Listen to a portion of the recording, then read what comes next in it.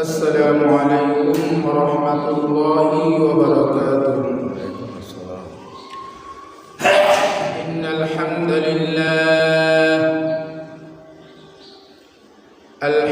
لله الذي جعل الشمس والقمر بحسبان والنجم والشجر يسجدان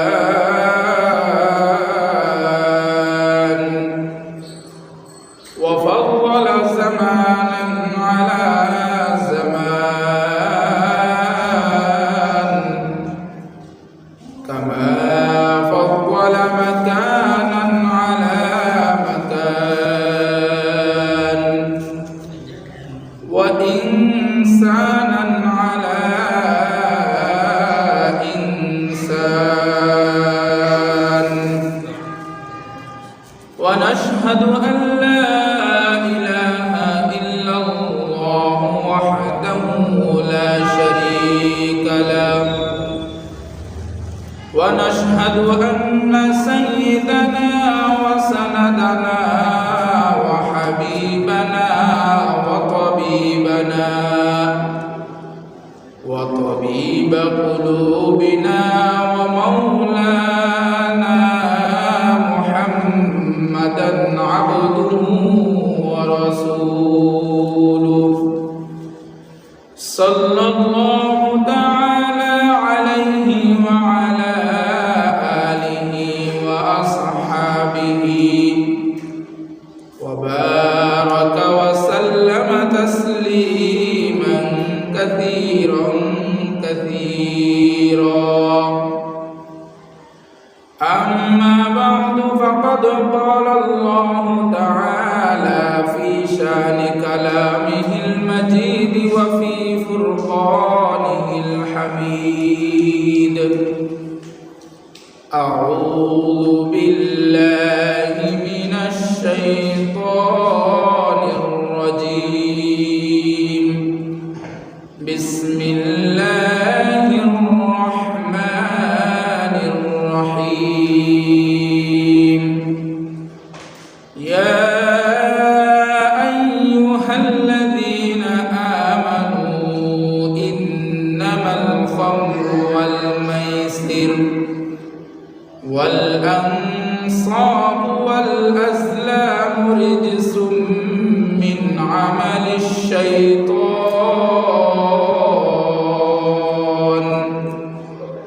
فاجتنبوه لعلكم تفلحون صدق الله مولانا العظيم وصدق على رسوله النبي الكريم ونحن على ذلك من الشاهدين والشاكرين والحمد لله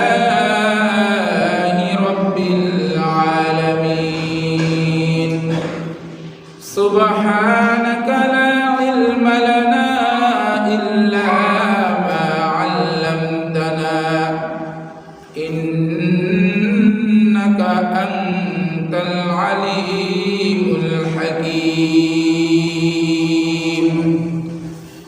الحمد لله ثم الحمد لله মহান আল্লাহ রব্বুল আলামিনের দরবারে অসংখ্য অগণিত লাখ কোটি শুকর সুজুদ যে মহান আল্লাহ রব্বুল আলামিন দয়া করে মায়া করে পবিত্র জুমার দিনে দুনিয়াবি সমস্ত কর্মকাজ থেকে ফারাগীন করে আল্লাহ তাআলার ঘর পবিত্র মসজিদে আসার এবং বসার মতো তৌফিক দান করেছেন। এই জন্য আল্লাহ রব্বুল আলামিনকে রাজি খুশি করার উদ্দেশ্যে মুসলমান হিসাবে জবান খুলে অন্তরের অন্তঃস্থল থেকে সকলে একবার কালিমাতুশ শুকর আদায় করি আলহামদুলিল্লাহ। আল্লাহ রব্বুল আলামিনের শুকরিয়া আদায় করলে নিয়ামত বাড়িয়ে দিবেন কে? আল্লাহ। এই জন্য আমরা সর্বোপরি আল্লাহ তাআলার শুকরিয়া আদায় করব ইনশাআল্লাহ। সম্মানিত হাজিরিন, আমি আপনাদের সামনে খুতবার মধ্যে সূরাতুল মাইদার 90তম আয়াত তেলাওয়াত করেছি। আল্লাহ চাহে তো উক্ত আয়াতের স্বল্প সময়ে আলোচনা করার চেষ্টা করব। ওয়া মা তাওফীকি ইল্লা বিল্লাহ। সর্বপ্রথম আমরা এই সূরা মাইদার 90 নম্বর আয়াতে আল্লাহ তাআলা কি বলেছেন এটা আয়াতের সরাসর তরজমা জানি আগে। আল্লাহ রাব্বুল আলামিন বলেন, বিসমিল্লাহির রহমানির রহিম, ইয়া আইয়ুহাল্লাযীনা আমানু ইন্নামাল খামরু ওয়াল মাইসিরু ওয়াল আনসাবু ওয়াল আজলামু রিজসুম মিন আমালিশ শাইতান ফাজতানিবুহু লাআল্লাকুম তুফলিহুন। আল্লাহ রাব্বুল আলামিন বলেন, ইয়া আইয়ুহাল্লাযীনা আমানু। কত আদরের সাথে ডাক দিচ্ছে। কে ডাক দিচ্ছে? এটা আল্লাহ তাআলা। আল্লাহ তাআলা বলেন, হে ঈমানদার বান্দা বান্দীগণ, ইয়া আইয়ুহাল্লাযীনা আমানু। ঈমানদার বলে ডাক দিচ্ছেন কে? আল্লাহ তাআলা। ইন্নামাল খামর ওয়াল মাইসির ওয়াল আনসাব ওয়াল আজলাম, এখানে চারটা জিনিসের কথা বলছে। কয়টা জিনিস? ইন্নামাল খামর, এক নাম্বার হলো শরাব পান করা, নেশা করা। ওয়াল খামর ওয়াল আনসাব, দুই নাম্বার হলো জুয়া খেলা। দুই নাম্বার কি? জুয়া খেলা। তিন নাম্বার হলো ওয়াল আজলাম। আল্লাহ তাআলা বলেন, শয়তানের সর্বনিকৃষ্টতম কাজ হলো বুত কিংবা মূর্তি পূজা করা।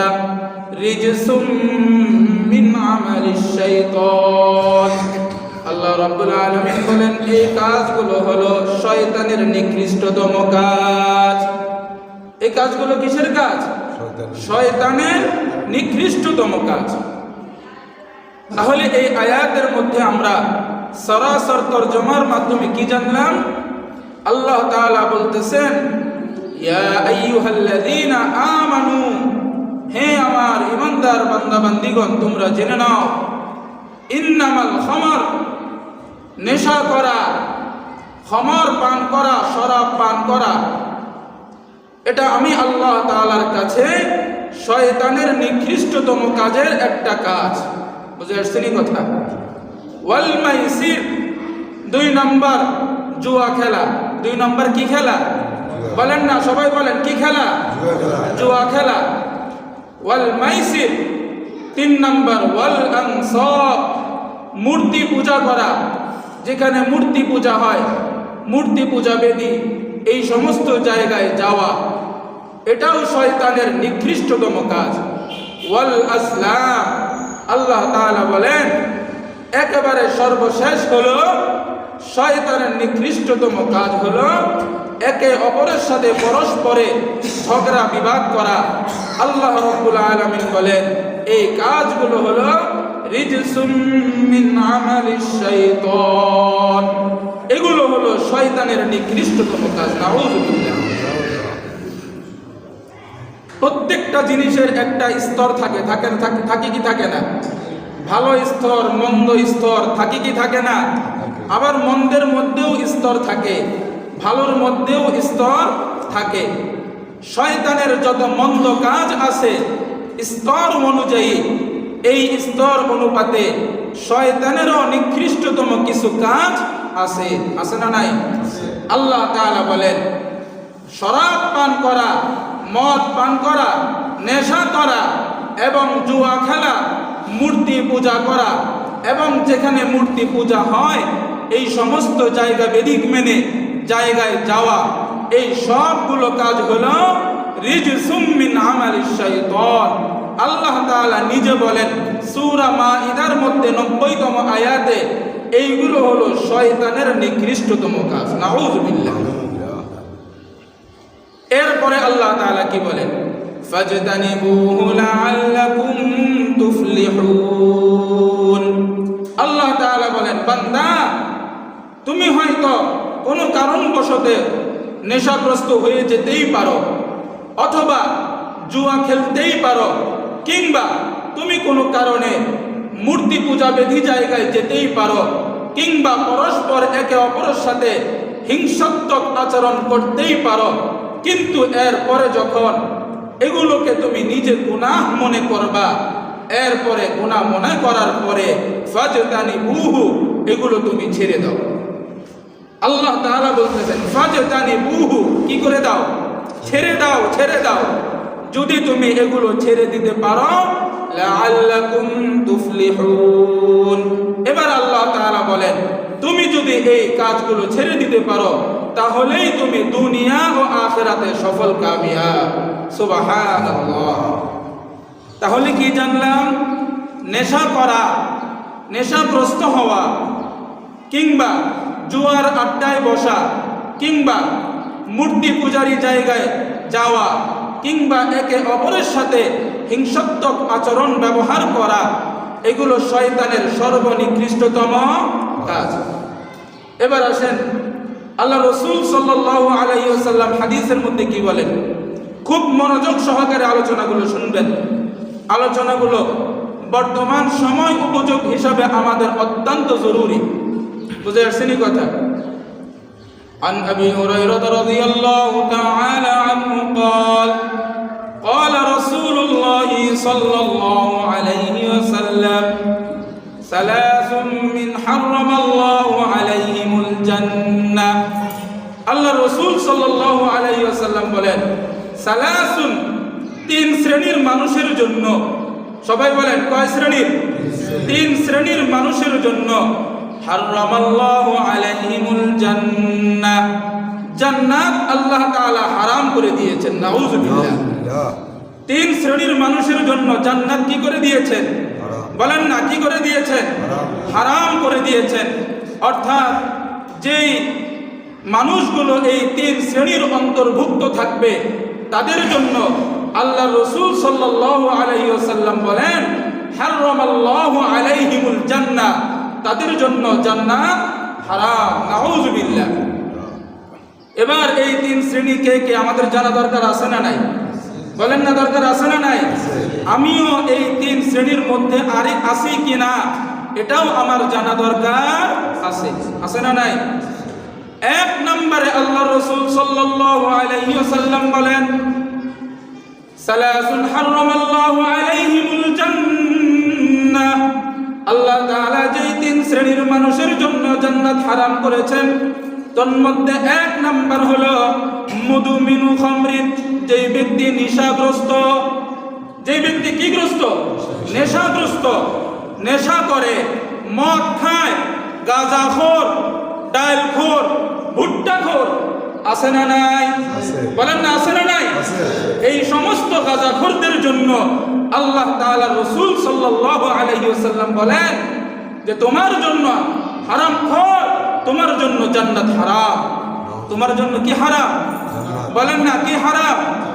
আমাদের সমাজেও কি সুন্দর টাকরা যুবক, কি সুন্দর ইয়াং জেনারেশন রাত হলে নেশাগ্রস্ত হয়, নেশার আসক্ত হয়ে যায়, নেশার আড্ডায় জমে বসে। এই শ্রেণীর ইয়াং জেনারেশন আছে না নাই? আপনারা বলেন না, আছে না নাই? আছে। আমি নিজেও অনেকবার দেখেছি। কি সুন্দর টাকরা যুবক, ইয়াং জেনারেশনের যুবক এক ছেলে, চেহারা কি সুন্দর, হাত পা আল্লাহ তাআলা কি সুন্দরভাবে তাকে দান করেছেন। এরপরেও রাত বরাতে, দিনের বেলায় নেশাগ্রস্ত অবস্থায়, মাতাল অবস্থায় রাস্তায় পড়ে থাকে। আছে না নাই? বলেন না, আছে না নাই? আল্লাহ তাআলা বলেন, নেশাখোর ও ডালখোর, তোমার জন্য জান্নাত হারাম। তোমার জন্য কি হারাম? মুদমিনু খামরিন, তুমি যদি নেশায় আসক্ত হয়ে থাকো, তাহলে তোমার জন্য জান্নাত হারাম। এটা কার কথা বলেন না? আল্লাহ। না আমি আরিফুল ইসলাম বানিয়ে বলছি নাকি? আল্লাহ রসুল সাল্লাল্লাহু আলাইহি ওয়াসাল্লাম বলেন, এক নম্বরে নেশাগ্রস্ত ব্যক্তির জন্য জান্নাত হারাম। তাহলে আমাদের মধ্যে যারা নেশাখোর, এদের জন্য জান্নাত হারাম। এবার আপনি আপনার জায়গা থেকে বিবেচনা করেন, আমি কি নেশাখোর নাকি নেশামুক্ত? আমি কি নেশার সাথে যুক্ত নাকি আমার জীবনটা নেশা থেকে মুক্ত? আপনি নিজে নিজে বিবেচনা করেন। অনেককে বলি, ভাই জীবনের 60 বছর 70 বছর 50 বছর পেরিয়ে গেল, কখন যেন আপনার সাথে মালাকুল মাউত সাক্ষাৎ করে, এখনো নেশার জিনিস বিড়িটাকে ছাড়তে পারলেন না। কেন পারলেন না বাবা? বলে যে হুজুর কত চেষ্টা করি, পারি না। অনেক চেষ্টা করি, একটা একটা করে ছাড়তে চাই, এরপরেও হয় না। আছে না নাই? বলেন না আছে না নাই? আমাদের কাছেই বলে হুজুর এই কালকে থেকে ছেড়ে দিব, হুজুর এই পরশুদিন ছেলে মেয়ে বড় হয়ে গেছে, কয়দিন পরে বিয়ে শাদী দিব, নাতি নাতনি হবে, আর খাবো না। আপনার যে ছেলে বিয়ে দিতে পারবেন, আপনার যে নাতি পুতি দেখবেন, এইরকম আশা আপনি কেমনে করেন? এই পর্যন্ত আপনি হায়াত যে পাবেন, এটার নিশ্চয়তা আপনি কিভাবে দিলেন? না আল্লাহ তাআলা আপনাকে মায়ের পেটে বলে দিছে তোমার হায়াত 70 বছর, আর তুমি যদি নাতি না দেখো, তোমাকে আমি আমার যাকে ছাড়া দিব না। তুমি যতক্ষণ দুনিয়াতে তোমার নাতির চেহারা না দেখবা, ততক্ষণ পর্যন্ত আমার আজরাইল তোমার সাথে সাক্ষাৎ করবে না। মনে হয় এইভাবে বলে পাঠাইছে আমাদেরকে নাকি? তা না হলে এই সমস্ত উত্তর আসে কেন? হুজুর এই আগামীকাল থেকে ইনশাল্লাহ ছেড়ে দিব। এ দেখা যায় ওই লোকটাই আগামীকাল, আগে যদি খাইছে 2টা, এখন খায় 4টা। আছে না নাই? বলেন না আছে না নাই?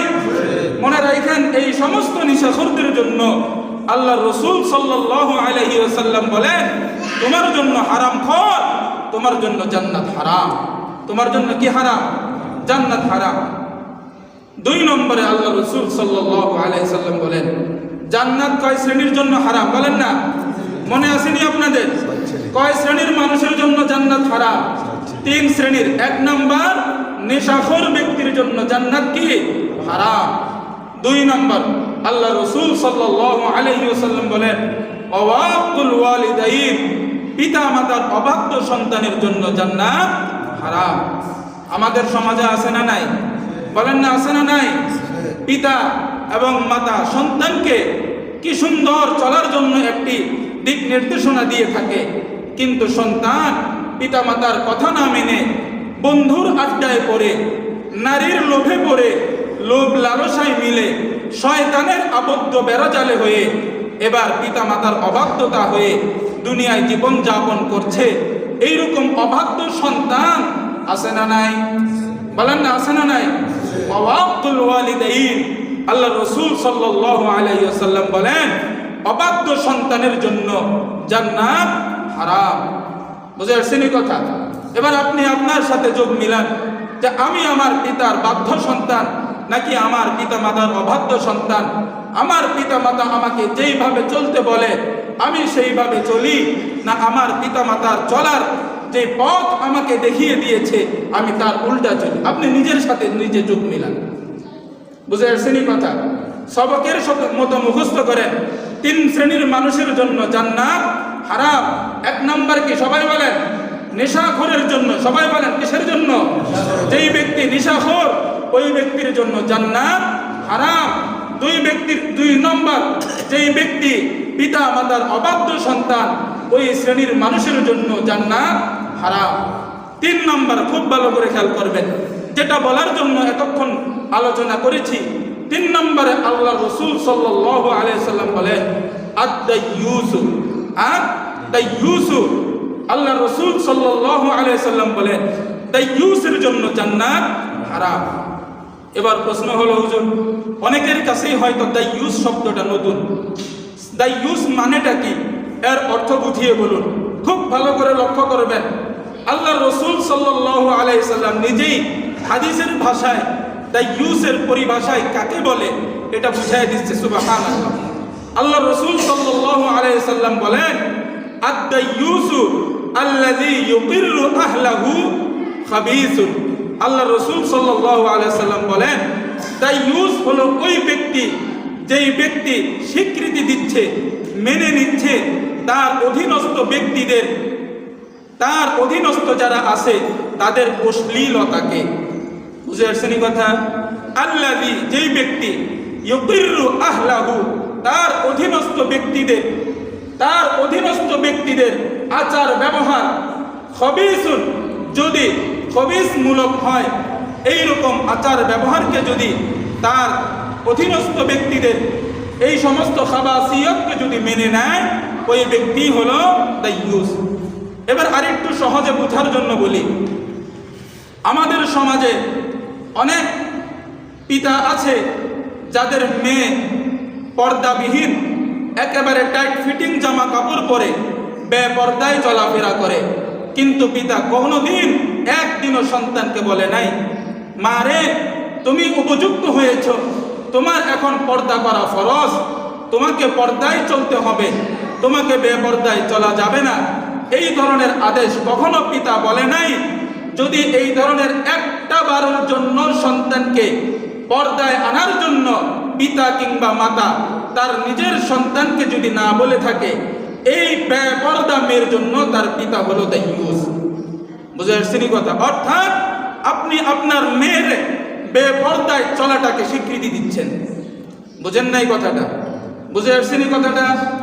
কিয়ামতের ময়দানে অর্থাৎ হাসরের ময়দানে অনেক মানুষ দাইয়ুস হয়ে যাওয়ার কারণে আল্লাহ তাআলা বলবেন, তুমি না হয় ভালো চলেছ, নামাজ পড়েছ, নামাজ পড়তে পড়তে কপালে 6 ইঞ্চি দাগ ফেলে দিছ, এরপরে উমরার পর উমরা করেছ, কিন্তু তোমার বিবি যে বেপর্দায় চলাফেরা করেছে এটাকে তুমি কোনোদিন নিষেধ করো নাই। তার মানে হলো তোমার বিবির বেপর্দা চলাটাকে তুমি স্বীকৃতি দিয়েছো, এর কারণে আল্লাহ তাআলার আদালতে তুমি হলো দাইয়ুস, আর দাইয়ুসের জন্য জান্নাত হারাম। বুঝে আসছেন কথা? বুঝে আসছেন কথা?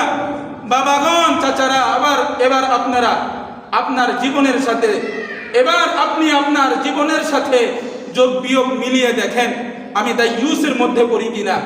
আপনার জীবন 50, 60, 70 বছরে পড়ে গেছে, এখনো আপনার ঘরে রঙিন টেলিভিশন চলে, নর্তকীর নাচ গান চলে, বেহায়াপনা, উলঙ্গপনা, নারীদের নাচ চলে, বাবা মা সন্তান তার নিজের স্ত্রীদেরকে নিয়ে একসাথে মুড়ি চাবায় আর এগুলো দেখে। এইরকম সমাজে আমাদের ফ্যামিলি আছে না নাই? বলেন না, আছে না নাই?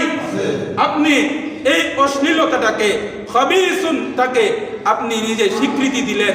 এই অবস্থাতে যদি আপনার দুনিয়ার হায়াতটা শেষ হয়ে যায়, মনে রাখিয়েন হাদিসের ভাষা অনুযায়ী আপনি দাইয়ুস। বুঝে আসছেন কথা? আমাদেরকে অনেক সময় অনেকে বলে, বিদেশ থেকে ফোন দিয়ে বলে, হুজুর দোয়া করিয়েন, আলহামদুলিল্লাহ 36 নম্বর উমরা পালন করার জন্য খানায় কাবার দিকে রওনা দিছি। এদিকে বাংলাদেশে তার স্ত্রী টাইট ফিটিং জামা কাপড় পরে বেয়ে পুরুষের সাথে, যাদের সাথে কথা বলাও হারাম, তাদের সাথে কথা বলে, দেবরের সাথে বাজারে যায়। আছে না নাই? আপনারা কথা বলেন না, আছে না নাই? এবার আমার উত্তর হলো, ভাই আপনার 36 না 36 শততম যদি উমরাও করেন, আপনার স্ত্রী যে আপনার এই বাংলাদেশে এইভাবে বেপর্দায় চলাফেরা করে, আপনার ছোট ভাইটাকে বলতেছেন ভাবিকে নিয়ে বাজারে যাও, আপনি যে আপনার আদরের কলিজার মেয়েটাকে আপনার তার সাথে যার দেখা করা হারাম, এইরকম তাদের সাথে চলার জন্য, যাওয়ার জন্য আদেশ দিচ্ছেন, আপনি বাবা হয়ে দাইয়ুস। বুঝে আসছেনি কথা? বুঝে আসছেনি কথা? আপনার ঘরে আপনার উপযুক্ত সন্তান লম্বা লম্বা মোবাইল নিয়ে সারা রাত উলঙ্গ বেহায়াপনা নারীদের ছবি দেখতেছে, আপনি বাবা মা জানা সত্ত্বেও একটাবারও নিষেধ করলেন না, আপনি বাবা হয়ে দাইয়ুস। বুঝে আসছেনি দাইয়ুসের সংজ্ঞা? বুঝে আসছেনি দাইয়ুসের সংজ্ঞা? আপনার ঘরে এত বড় 36 ইঞ্চি রঙিন টেলিভিশন, হাই হাই, এক বেলা যদি কোনো রকম ডিশের লাইন না থাকে, যেই ব্যক্তি ডিশের লাইন দিছে এই লোকের জ্বালা ফুরা শেষ করে লাই, আমার স্টার জলসার সিরিয়ালের সময়টা শেষ হয়ে যাচ্ছে। আছে না নাই? বলেন না, আছে না নাই? ওইদিকে যে চুলার মধ্যে তরকারি ফুইরা ছাই হয়ে যাইতেছে, খবরও নাই। আছে না নাই? আপনারা কথা বলেন না। আপনি স্বামী হয়ে আপনার অধীনস্থ স্ত্রীকে যে আপনি বাধা দিলেন না, স্বীকৃতি দিলেন, আপনি স্বামী হয়ে দায়ুস, আপনি বাবা হয়ে দায়ুস। আপনার সন্তান 17 বছর 18 বছর হয়ে গেছে, 20 বছর হয়ে গেছে, আজ পর্যন্ত আল্লাহর দেওয়া 365 দিনের একটা দিনেও ফজরের নামাজ কোন ওয়াক্তে হয় এটা জানেও না। তারপরেও বাবা তার সন্তানকে বলে না, বাবা তোমার উপরে ফজরের নামাজটাও ফরজ, উঠো ফজর পড়ো। তুমি বাবা নয়, তুমি হারামখোর, তুমি ওই সন্তানের জন্য দায়ুস। বুঝে আসছেন কথা? এই জন্য বাবারা, আমি আপনাদেরকে বারবার বলি, আল্লাহর রাসূল সাল্লাল্লাহু আলাইহি সাল্লাম যেইভাবে আমাদেরকে চলার জন্য গাইডলাইন দিয়েছে, আমাদেরকে সেইভাবেই চলতে হবে। আমি না হয় নামাজ পড়তে পড়তে আমার কপালে 4-6 ইঞ্চি কালো দাগ ফেলে দিলাম, কিন্তু আমি যদি আমার অধীনস্থ পরিবার পরিজন, আমার সন্তান, আমার স্ত্রী যদি শয়তানের পথে চলে, তো এর কারণে আমাকেও আল্লাহ তাআলার সামনে হাসরের ময়দানে কাঠগড়ায় দাঁড়ানো লাগবে। বুঝে আসছেন কথা? বুঝে আসছেন কথা? খুব ভালো করে মনোযোগ সহকারে আজকের এই কথাগুলো অন্তরের মধ্যে গেঁথে নিয়ে যান। আপনি যদি নিজে ভালো করে চলছেন, কিন্তু আপনার অধীনস্থ আল্লাহ তাআলা যাদেরকে আপনার অধীনস্থ হিসাবে দুনিয়ায় পাঠাইছেন, আপনি তাদেরকে কখনো একটা বারের জন্য আদেশ সূচকভাবে ধমক দিলেন না, বাবা আমার উপর যেই রকম ফজরের নামাজটা ফরজ, তোমার উপরও তো ফরজ। শীতের মৌসুম, সন্তানটা যদি ফজরের সময় উঠে কম্বল থেকে উঠতে হবে, আরামের বিছানাটা ছাড়তে হবে, ঠান্ডা পানি দিয়ে উজু করতে হবে, সন্তানকে কত কষ্টই না করতে হবে। থাক, আমার সন্তানটা আরামের বিছানায় ঘুমাক, আমি যাই, বয়স হয়ে গেছে, আমার দাড়িটা পেকে গেছে, আমাকে মসজিদে যেতেই হবে, কখন যেন আমার সাথে মালাকুল মাউত সাক্ষাৎ করে, এই চিন্তায় সন্তানটাকে, উপযুক্ত সন্তানটাকে একটা বারের জন্য ফজরের সময় ডাক দিলেন না। আপনি বাবা বুঝে রাখিয়েন, আপনি হলেন দায়ুস। আপনি কি বলেন না? আপনি কি দায়ুস? আল্লাহ রাব্বুল আলামিন যেই 3 শ্রেণীর কথা আল্লাহ রাসূল সাল্লাল্লাহু আলাইহি সাল্লামের ভাষায়, হাদিসের ভাষায় জান্নাত হারাম বলেছেন, আল্লাহ তাআলা এই 3 শ্রেণী থেকে আমাদের সকলকে হেফাজত থাকার তৌফিক দান করুন। সকলে বলি আমিন। সকলে বলেন আমিন। সবাই বলেন আমিন। ওয়া আখির দাওয়ানা আলহামদুলিল্লাহি রাব্বিল আলামিন।